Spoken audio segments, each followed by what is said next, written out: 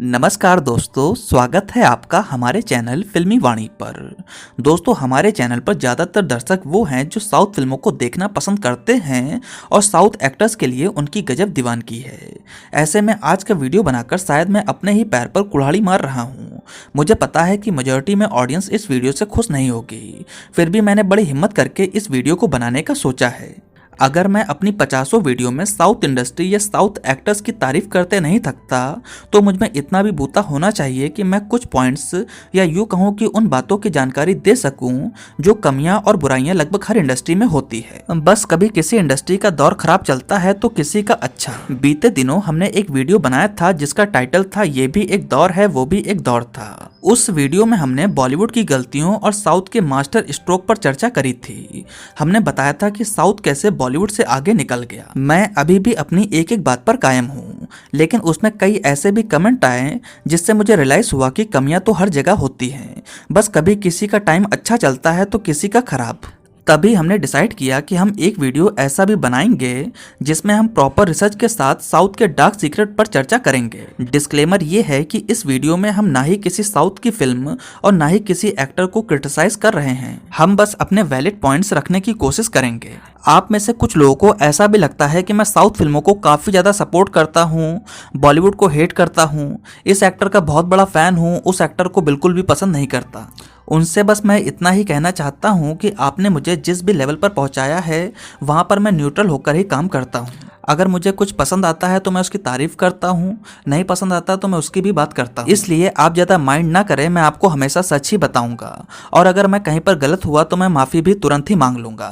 तो चलिए दोस्तों, वीडियो शुरू करते हैं। दोस्तों, साउथ इंडस्ट्री अपने कंटेंट के मामले में बहुत आगे निकल चुकी है और उसमें कोई दो राय भी नहीं है कि बॉलीवुड अपनी कंटेंट लेस फिल्मों की वजह से पीछे रह गया है। दोस्तों, ये सब ज्यों का त्यों ऐसे ही चलता आ रहा था, लेकिन एक्चुअल में बॉलीवुड के पतन की नींव तब पड़ी जब हमारे एसएसआर यूं अचानक चले गए। इस घटना ने लोगों के दिल में बॉलीवुड के प्रति नफरत एकदम से पैदा कर दी।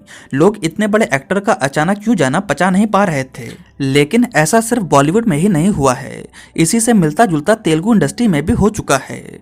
ये बात है अर्ली 2000। उस दौरान एक न्यूकमर एक्टर आया था, उदय किरण। उसने अपनी शुरुआती 3 फिल्मों से ही तेलुगु इंडस्ट्री में इतिहास रच दिया था। एक के बाद एक उसकी तीनों फिल्में ब्लॉकबस्टर हुई और उसे हैट्रिक हीरो तक कहा जाने लगा। ये एकदम से सुपर स्टारडम पा चुके थे। यहाँ गौर करने वाली बात थी कि उस दौरान महेश बाबू, जूनियर एनटीआर और पवन कल्याण जैसे एक्टर अपने आप को पूरी तरह से एस्टेब्लिश भी नहीं कर पाए थे। उनमें एक भावी सुपरस्टार बनने की पूरी संभावना थी। आगे उदय किरण की एंगेजमेंट मेगा स्टार की बेटी से हो गई और टूट भी गई। रिपोर्ट्स की माने तो उदय किरण को इंडस्ट्री ने पूरी तरह से साइड कर दिया था। एक के बाद एक बड़ी फिल्में उनसे छिन गईं। अंततः उन्होंने भी सुसाइड कर लिया था। इसके बाद कई एलिगेशन लगे, इसका हाथ तो उसका हाथ, मगर एसएसआर की तरह ये केस भी दब गया। हालांकि इस बात की जानकारी नॉर्थ इंडियंस को थोड़ा कम है। इसी तरह मलयालम इंडस्ट्री के एक लेजेंडरी एक्टर हैं सुरेश गोपी। 80 और 90 के दशक के सुपरस्टार के तौर पर इनकी गिनती होती है। एक समय था जब सुरेश गोपी की मलयालम फिल्मों को तेलुगु में डब करके रिलीज किया जाता था और ये फिल्में तेलुगु बॉक्स ऑफिस पर सुपर डुपर हिट होने लगी। देखते ही देखते मलयालम का ये सुपरस्टार तेलुगु इंडस्ट्री के बड़े बड़े लेजेंडरी एक्टर्स को टक्कर देने लगा। इनके लिए ये तक कहा जाता है कि जो स्टारडम नॉर्थ में अल्लू अर्जुन का है, वैसा ही कुछ इस मलयालम एक्टर का आंध्र प्रदेश में भी हो चुका था। लेकिन एकदम से इनके साथ भी ऐसा ही कुछ देखने को मिला कि सुरेश गोपी को अचानक से साइड करना शुरू कर दिया गया और इनकी फिल्मों को थिएटर में जगह ही नहीं दी जाती थी। धीरे धीरे सुरेश गोपी फिर से अपनी मलयालम इंडस्ट्री में वापस चले गए। नेक्स्ट पॉइंट है नेपोटिज्म। बॉलीवुड को हमेशा उसके नेपोटिज्म के लिए क्रिटिसाइज किया जाता है, मगर एक सच्चाई ये भी है कि साउथ में भी नेपोटिज्म का पूरी तरह से बोलबाला है। हर बड़ा एक्टर किसी न किसी फिल्मी परिवार से ताल्लुक रखता है। अल्लू अर्जुन, महेश बाबू, जूनियर एनटीआर, रामचरण, प्रभास, पवन कल्याण, सूर्या और थलापति विजय जैसे 70% से भी अधिक स्टार नेपो किड्स हैं। हालांकि ये और बात रही कि उनमें टैलेंट है और वे अपने टैलेंट के दम पर ही यहाँ राज कर रहे हैं, लेकिन इस बात से भी डिनाई नहीं किया जा सकता कि साउथ में भी नेपोटिज्म है और भरपूर है। यहाँ के नेपोटिज्म से किसी आउटसाइडर को दिक्कत नहीं होती, ये अलग बात है। वे न्यूकमर को सपोर्ट करते हैं, ये बहुत अच्छी बात है। साथ ही साथ हमें ये भी नहीं भूलना चाहिए कि बॉलीवुड भी नए टैलेंट को सपोर्ट करता है और उसके सैकड़ों एग्जाम्पल हैं। हम अक्सर अपने वीडियोस में साउथ एक्टर्स के सोशल वर्क और फैन मोमेंट्स की जानकारी देते हैं। तब अक्सर उन वीडियोस को देखकर लोग बहुत खुश होते हैं। साथ ही साथ कुछ लोग सलमान खान के रूड बिहेवियर और संजय दत्त के बिहेवियर से कंपेयर भी करने लगते थे। हालांकि इसमें सच्चाई है कि साउथ के 90% एक्टर हम्बल हैं और डाउन टू अर्थ हैं, लेकिन एक आध एक्सेप्शनल केस तो यहाँ पर भी देखने को मिलता है। तेलुगु सुपरस्टार नंदमुरी बालाकृष्णा एक ऐसे अभिनेता हैं जो पब्लिकली अपने फैंस को कई बार डांट और मार भी चुके हैं। इतना ही नहीं, इन्होंने कई भद्दे कमेंट भी किए हैं। साथ ही साथ गुस्सा आने पर इन्होंने अपनी गन से एक प्रोड्यूसर और बेलमकोंडा श्रीनिवास के पिता को गोली तक मार दिया था। इसी तरह बहुत से किस्से शायद दबे होंगे। अब आगे के पॉइंट्स शायद और भी हार्ड होने वाले हैं।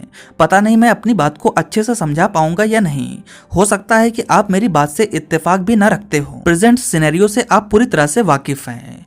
पुष्पा और केजीएफ जैसी फिल्मों ने नॉर्थ में झंडे गाड़ दिए हैं। नॉर्थ ऑडियंस की तरफ से इन फिल्मों और यहाँ के स्टार्स को पूरी तरह से सपोर्ट मिला हुआ है। लोग अच्छी फिल्मों को बड़ी ही उदारता से सपोर्ट करते हैं।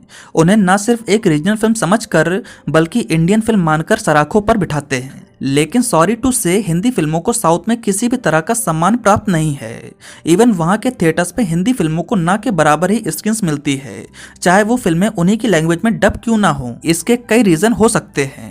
पहला, वहाँ के लोग सिर्फ अपने स्टार और अपनी फिल्मों को ही देखना पसंद करते हैं। ये भी हो सकता है कि हमारी तरह हिंदी फिल्मों में जो कंटेंट का अभाव है, इसी वजह से फिल्में वहाँ पर नहीं चल पाती। कुछ भी रीजन हो सकता है, लेकिन ये सच है कि सलमान और शाहरुख खान जैसे बड़े एक्टर्स की फिल्मों को भी साउथ में कोई नहीं पूछता। आपने हाल में ही एक फिल्म देखी होगी, जय भीम। उस फिल्म में हिंदी भाषा को लेकर एक सीन था जिसके चलते काफी कंट्रोवर्सी भी हुई थी। अक्सर वहाँ पर देखने को मिलता है कि हिंदी भाषा को लेकर पूरी तरह से एक्सेप्टेंस नहीं मिली है। ये तब खराब और भी ज्यादा लगता है जब हम आपको और आपकी भाषा को इतना प्यार दे रहे हैं, तो फिर ऐसा नहीं होना चाहिए। एक इवेंट में जब रहमान साहब से हिंदी में सवाल पूछा गया तो वे स्टेज को छोड़कर ही जाने लगे। रहमान साहब को हिंदी बेल्ट में कितना प्यार मिला है। उन्हें नहीं भूलना चाहिए कि जय हो गाना एक हिंदी गाना है जिसके लिए उन्हें नेशनल अवार्ड से सम्मानित किया गया था। उनके द्वारा भले ही मजाकिया तरीके में ऐसा किया जाता है तो खराब तो जरूर लगता है। अक्सर बॉलीवुड पर सवाल उठते हैं कि यहाँ पर हिंदू मुस्लिम होता है, जो सच भी है, यहाँ होता भी है। उसी तरह सरपट्टा परंपराई, असुरन, कर्णन और जय भीम जैसी फिल्मों से हमें ये भी देखने को मिलता है कि तमिल इंडस्ट्री में जातिवाद काफी ज्यादा है। जय भीम फिल्म का मेन विलन एक क्रिश्चियन था, जिसे बदलकर फिल्म में जातिवाद का एंगल डाल दिया गया। जैसा बॉलीवुड में आप हिंदू मुस्लिम का एंगल देखते हैं, कुछ कुछ वैसा ही। कुछ समय पहले तक कर्नाटक में डब फिल्मों की रिलीज पर रोक थी, लेकिन जब केजीएफ फिल्म को बाकी की इंडस्ट्री के साथ साथ पूरे इंडिया से प्यार मिला, तब वहां के सत्ताधारियों की आंखें खुली और उन्होंने डब फिल्मों को अपने स्टेट में भी अलाउ कर दिया। इसी तरह अच्छी बुरी बातें लगभग हर इंडस्ट्री में हैं। शिवा कार्तिकेयन जैसा बड़ा एक्टर स्टेज पर रोते हुए कह चुका है कि काफी सारे लोग उनका कैरियर सिर्फ इसलिए खत्म करना चाहते थे क्योंकि वे आउटसाइडर हैं। शांतनु और प्रसन्ना जैसे एक्टर ने 2017 में ही नेपोटिज्म पर सवाल उठाया था। उन्होंने कहा था कि कास्टिंग को लेकर वहां के मेकर्स बायस्ड रहते हैं। कई बार कास्टिंग काउच की खबरें भी सामने आई हैं। सो सच्चाई यही है कि हर इंडस्ट्री के अपने दबे हुए राज हैं। बस बॉलीवुड का घड़ा भर चुका है और उसके दिन खराब चल रहे हैं। यहाँ की खबरें हाईलाइट हो रही हैं तो कहीं की दब जा रही हैं।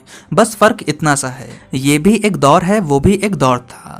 पता नहीं आप इस वीडियो में किस तरह से रिएक्ट करेंगे। बड़ी हिम्मत करके इस वीडियो को बनाया गया है। आपको ये वीडियो कैसा लगा आप नीचे कमेंट सेक्शन में बता सकते हैं। साथ ही साथ अगर आपको हमारी कोई बात बुरी लगी हो तो वो भी नीचे कमेंट सेक्शन में जरूर बताएं। आपका बहुत बहुत धन्यवाद।